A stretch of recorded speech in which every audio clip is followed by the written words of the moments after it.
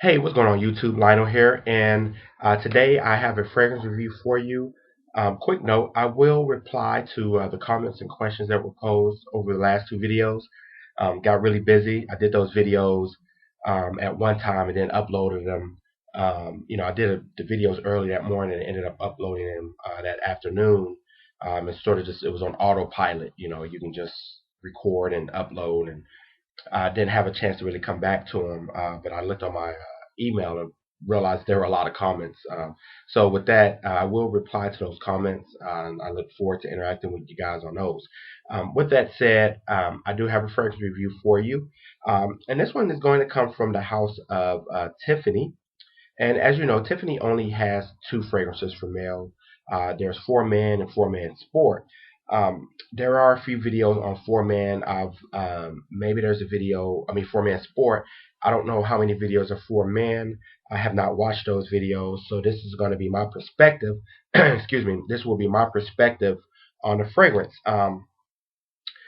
Now, with that said, I'm going to read the notes, and the reason why is because I'm going to you know, interlock this or weave this into the review, why I think the note breakdown is this way. And I think it has a lot to play with some other elements. So, with that said, this is Tiffany for Men. As you can see, let's see.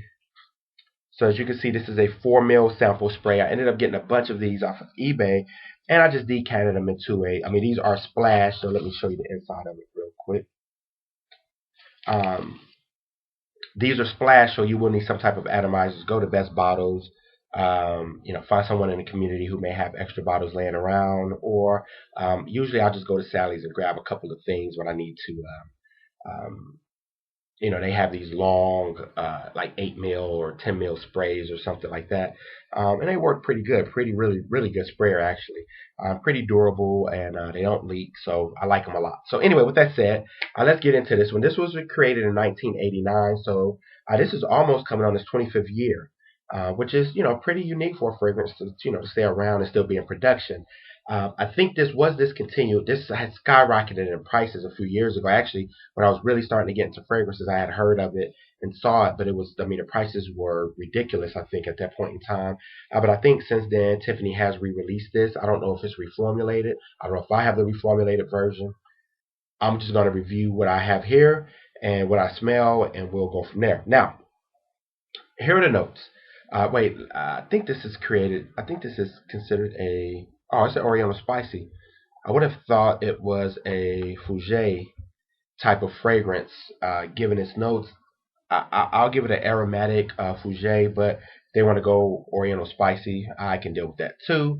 And I think it's because of some of the other notes. But with that said, here it goes. Here's how the note breakdown breaks down in Fragrantica. In the top, you have lavender green notes, mandarin, some bergamot. You have cardamom and citrus, which is for the most part a pretty typical fragrance top from this era, this type of fragrance.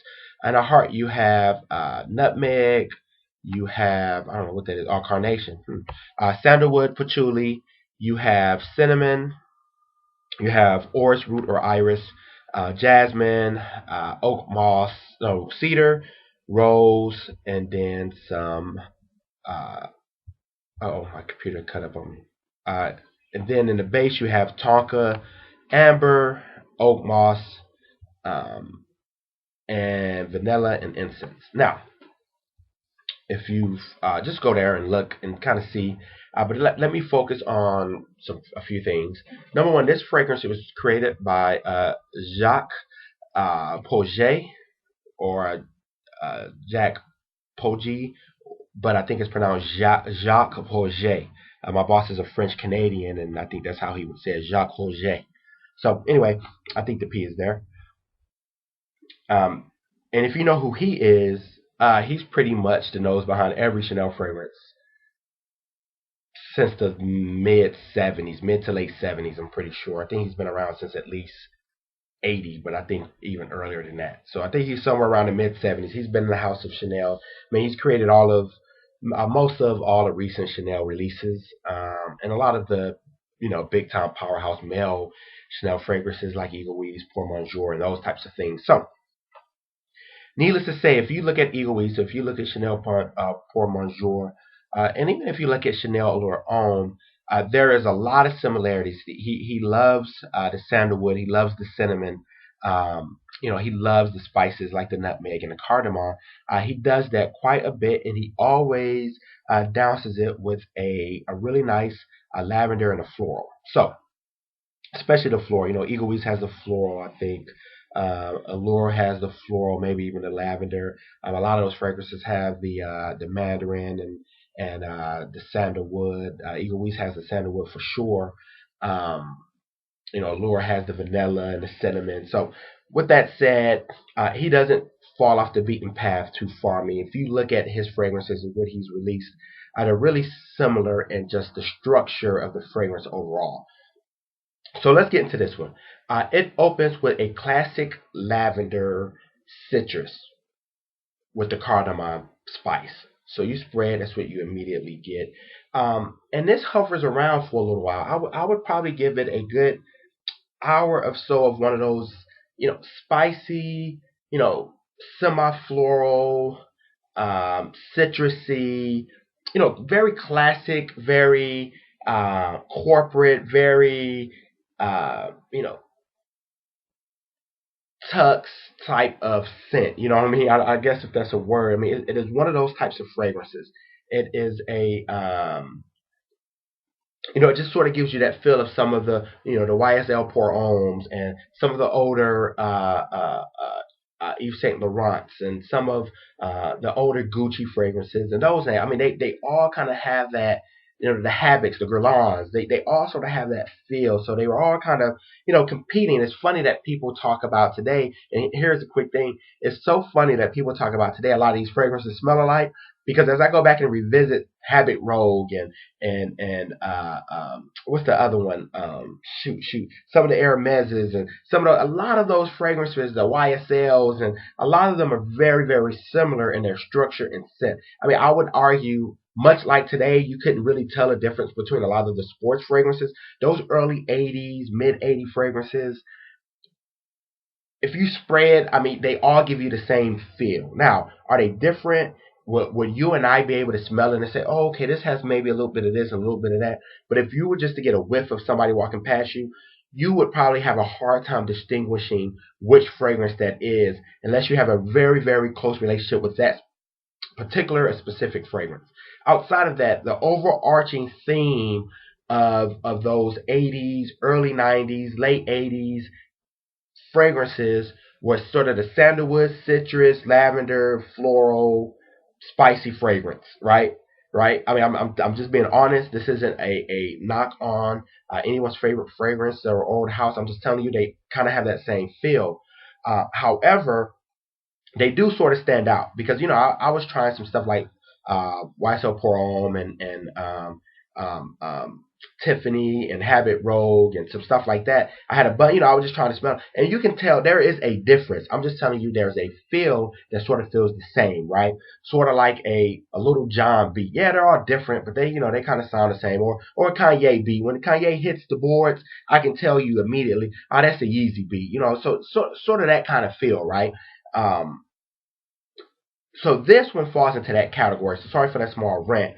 This one falls into that category. However, what's unique about this fragrance is as it starts to dry down, just say an hour into it, it gets really sweet, which is surprising. The sandalwood starts to jump up, but the sandalwood is really complemented very, very well with a sweet vanilla. Now, it's not sticky sweet. It's not. It's sort of allure homme sweet. It sort of has a allure homme sort of feel, but it's a lot more aromatic. It's a bit more spicy, and it's a I mean, I hate to use the term, but it smells a little less synthetic than Allure Homme. So if you wanted Allure Homme with a little bit more bite or a little bit more character to it or something, I think this one may bode you well. This one isn't as sweet as Allure Homme, but it does lean that way. It's sort of a mix of, it sort of is like he took Allure Homme, mixed it with a little bit of Egoise, and mixed it with a little bit of Chanel Pour Bonjour and kind of just blended it together. It's sort of that kind of feel of a fragrance, but this one sort of has a more of a spicy. cologne, the green notes are a bit more, I don't know if it's true, but maybe a bit more aldehydic or something. That the aldehydes in it is a bit more something. There's a bit more spice in it. So, as this fragrance starts to draw down, you can feel the oak moss. You can feel the sandalwood just really taking center stage. You can really feel the vanilla blending very, very well, and then hints of spiciness of sort of the cinnamon and cardamom and nutmeg are all sort of blended very, very well together, and it blends to make a very beautiful fragrance. Tiffany for Men is a very beautiful fragrance. It is a perfect signature scent for a 25 to 30-year-old man, maybe first job in corporate America in sales, something of that nature. I really think that this fragrance would stand out, especially above some of the things that are floating around today. Now, but if you are into the Havoc Robes, or if you're into the YSL Pour if you're into the Eve Rochas, if you're into those fragrances, this may not really stand out to you. If you have a relationship with any of those types of fragrances, you may find this one just sort of nice, but commonplace, sort of, in a rat race of those other fragrances, so to say. Um, at the end of the day, this fragrance performs very, very well. The longevity is terrific. I'm talking about you're going to get 8+ hours. Versatility, I think date, movie, dinner, meeting parents, anniversaries, I see it as a more formal than a more casual fragrance. I don't see this one particularly as a casual fragrance that I would just wear to the park, or I would wear, to hang out with the boys or something like that. I would not wear this fragrance to a club or anything like that. This is more of a work, um, professional, one of those types of fragrances, right? Date, first date, or if you're I'm 35, so if you're my age, you're going to take a young lady out to the date. I think this fragrance may be on the cuff of being, if you're younger than me, the people around you may see it as a bit more mature, maybe something their father would wear. If I was to be honest, and a lot of those fragrances do, right? Because a lot of our fathers were wearing those fragrances during those time frames in the early '80s, mid '80s, early '90s. These were the things that were, at their helm. Now you have sort of the sporty fragrances that are sort of dominating the are saturating the market, so to say. Overall, as it relates to projection, I would give it in the 4.5 to 4 range. As it relates to sillage, I'll put it in the same category. As it relates to longevity, I'll give it a 5. As it relates to signature, if you are a fan of Eagle Weeks, if you are a fan of YSL Pour Homme, if you are a fan of Habit Rogue, if you are a fan of some of those old classic Guerlains and things of that nature, some of the old Cartiers and those types of fragrances, this would be perfect. This is a Oxford shirt, slacks, khakis, and a nice polo shirt and some nice pair of shoes, watch. This is that type of fragrance. It goes with the Tiffany. If you know anything about Tiffany and who buys and who purchases Tiffany originally, you would find out that this fragrance would complement the woman who was a Tiffany bracelet wearer very, very well. That guy who compliments that girl would wear this fragrance. It sort of has that type of aura to it. Overall, I'll give this fragrance high marks, mid 4s, high 8s, sort of say. Again, it's sort of commonplace, but for what's on the market today, I would see this as a fragrance that stands, head and shoulders above a lot of the stuff that's just offered today. And maybe it's just my nose and my experience. I'm starting to go back to that. I'm starting to really feel these types of fragrances. Maybe it's just a maturation of the nose, or maybe just oversaturation of everything else. So anyway, with that said, this is Tiffany for Men. I really, really enjoy it. Search around. You can find it, or even go to a Tiffany store in your local mall, and they would have this for sale for sure. So, high marks. I really appreciate you guys watching. I'll talk to you later. Peace.